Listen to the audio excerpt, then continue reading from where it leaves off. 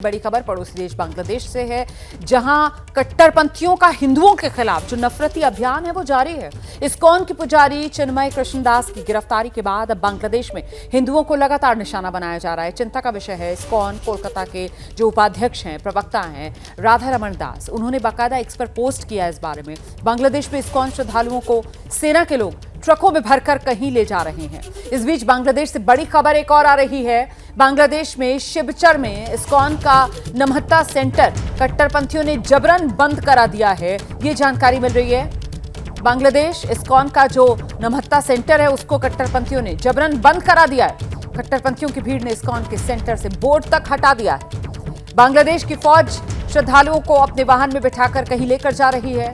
इसका जिक्र यहां कोलकाता में जो उपाध्यक्ष और प्रवक्ता हैं इस्कॉन के, उनकी तरफ से जानकारी साझा की गई है। तो बांग्लादेश में हिंदुओं पर हो रहे हमले पर इस्कॉन कोलकाता के उपाध्यक्ष राधा रमन दास, उनका जो बयान आया है जिसपे वो कह रहे हैं कि बांग्लादेश में सरकार कट्टरपंथियों का साथ दे रही है, बांग्लादेश में इस्कॉन पर बैन लगाने की साजिश की जा रही है। इसको लेकर विस्तार से उनका जो बयान सामने आया, सुनिए जरा।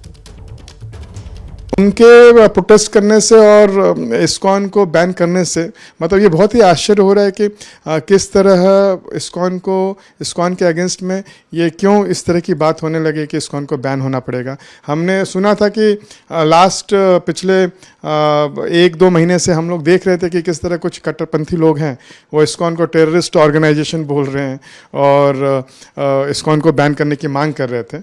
लेकिन अगर एक अटॉर्नी जनरल ने ऐसा कुछ कहा है तो वो बहुत ही चिंता का विषय है और इसकी हमें अपेक्षा नहीं थी कि इस तरह का कमेंट आएगा।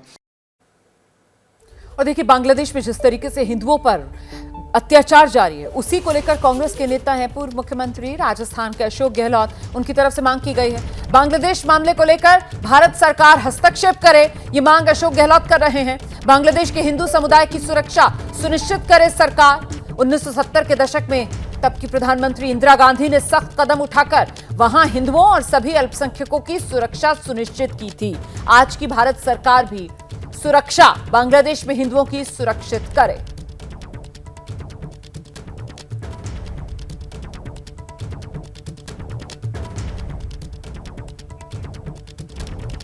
और इस बीच बांग्लादेश में हिंदुओं पर जो अत्याचार हो रहा है उसके खिलाफ एक नामी अंतर्राष्ट्रीय हस्ती हैं, उनकी तरफ से आवाज उठाई गई है।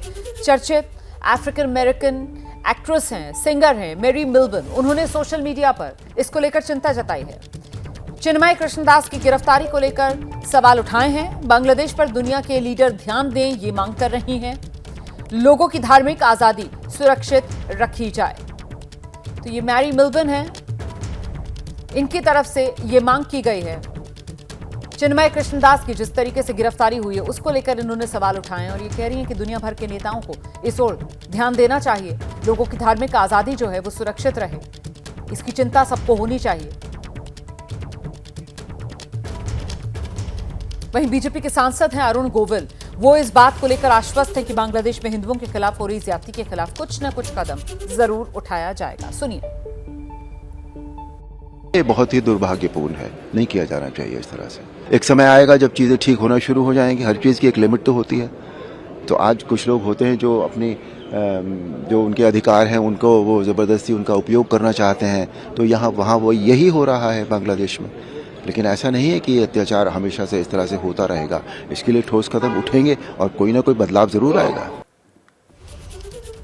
और देखिए, बांग्लादेश में इस्कॉन के संत और हिंदू नेता चिन्मय दास की गिरफ्तारी दो देशों के बीच कड़वाहट की वजह बनती जा रही है। भारत ने बांग्लादेश में हो रहे हिंदुओं पर अत्याचार का मुद्दा उठा दिया है और बांग्लादेश ने इस पर आपत्ति जता दी है। इस बीच कोलकाता में बांग्लादेश के हाई कमीशन के बाहर प्रदर्शन भी किए गए हैं एक संत की गिरफ्तारी पर हो रहे बवाल को समझने के लिए। ये खास रिपोर्ट।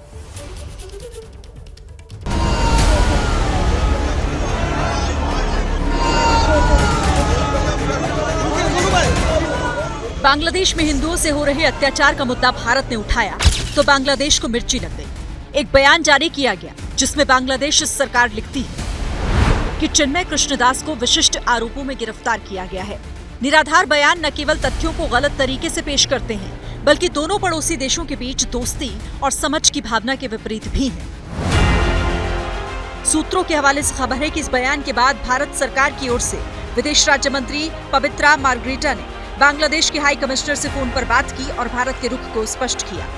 बांग्लादेश के बयानों से भारत के लोगों के मन में करेले जैसी कड़वाहट लाई तो ऊपर से नींव चढ़ाने के लिए एक और खबर आई। पता चला है कि हिंदू परंपरा का दुनिया भर में प्रचार करने वाले संगठन इस्कॉन को बैन करने के लिए बांग्लादेश की कोर्ट में याचिका लगाई गई है। बांग्लादेश में हिंदुओं की आवाज उठाने वाले नेता चिन्मय दास अभी सलाखों के पीछे हैं। हालांकि अब इस लड़ाई में वो अकेले नहीं, भारत में उनके समर्थन में कई प्रदर्शन हुए। बंगाल में बीजेपी ने बांग्लादेश की सरकार के खिलाफ मोर्चा खोला हुआ है।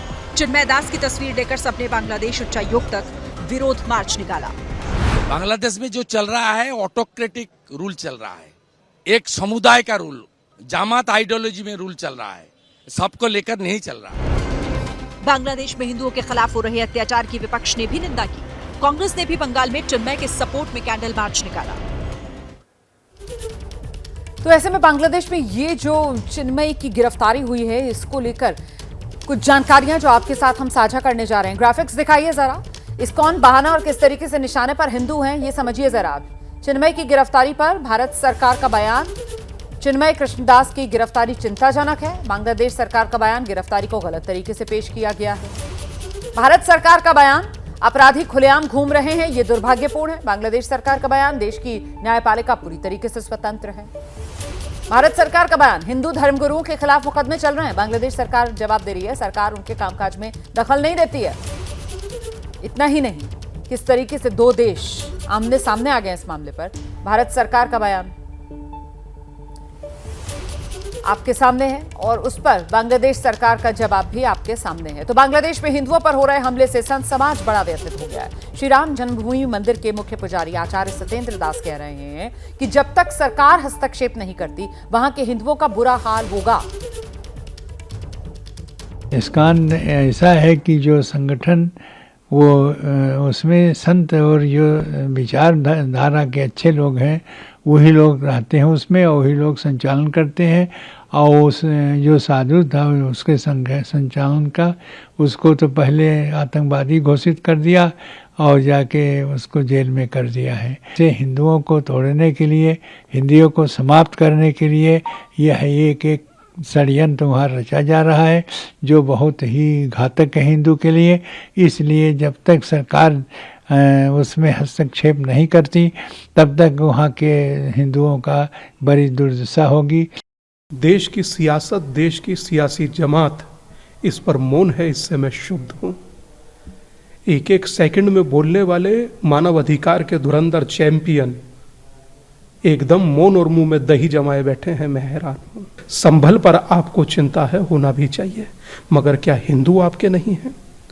और नोबेल लॉरिएट हैं यूसुफ, जो कार्यवाहक प्रधानमंत्री हैं, वो मुख दर्शक बने देख रहे हैं। इसका मतलब आपका मौन सहमति है और ये विभत्स दुखद है। मैं समझता हूं कि देश के प्रत्येक व्यक्ति को इसका विरोध करना चाहिए। तो बांग्लादेश में क्या कट्टरपंथी और वहां की सरकार मिली हुई है? अब तो यही सवाल पूछा जाएगा। आइए जरा मैं आपको विस्तार से बताती हूं कि आखिरकार चिन्मय प्रभु कौन हैं। सनातन जागरण मंच के सदस्य हैं, इस्कॉन चिटगांव के पूर्व अध्यक्ष हैं, हिंदू अत्याचारों के खिलाफ मुखर वक्ता हैं, बांग्लादेश के एक बड़े हिंदूवादी नेता हैं चिन्मय प्रभु। और चिन्मय प्रभु पर आरोप जो है, अब उनके बारे में विस्तार से जान लीजिए। देशद्रोह के आरोप लगे हैं इन पर, हिंदुओं के खिलाफ हिंसा का विरोध ये करते रहे हैं। सनातन जागरण मंच से इन्होंने आवाज उठाई है, हिंदुओं पर अत्याचार के खिलाफ धरना दे चुके हैं। ये रैली में बांग्लादेशी झंडे के ऊपर भगवा झंडा इन्होंने लहरा दिया था। अपने देश के झंडे से ऊपर इन्होंने भगवा झंडा लहराया था। इस घटना के बाद इन पर देशद्रोह का आरोप लगा।